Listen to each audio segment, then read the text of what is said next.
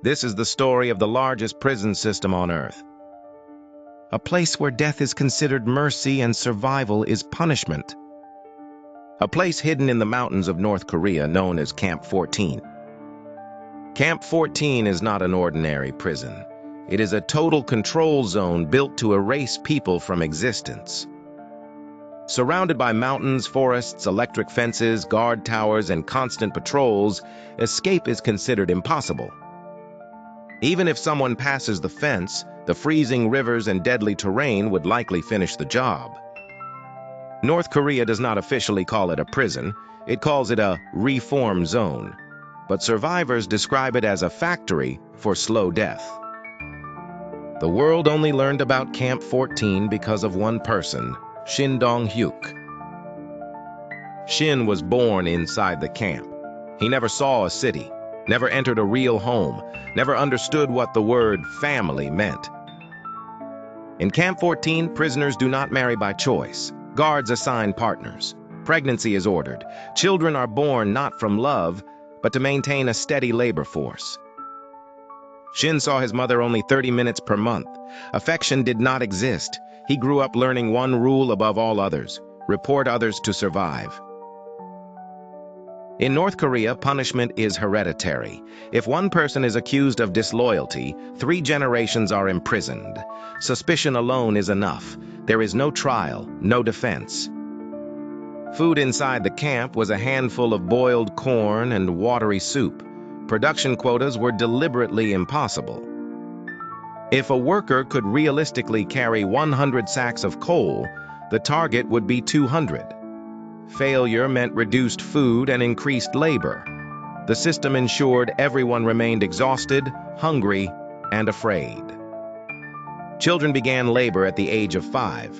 School did not teach math or science. It taught 10 laws of the camp, repeated daily for 6 years until they replaced independent thought. The first law was simple. Anyone who witnesses an escape attempt and does not report it will be executed immediately. When Shin was 13, he overheard his mother and older brother planning to escape. That night, he reported them to a guard. Prisoners were gathered by the river. Shin stood among them as his mother and brother were publicly executed. He felt nothing. He had been programmed not to. Years later, Shin met a prisoner named Park Yong-chul, a man who had lived outside the camp before being imprisoned. Park spoke about cities, cooked meat, and freedom. For the first time, Shin understood that another world existed beyond the fences. They began planning an escape.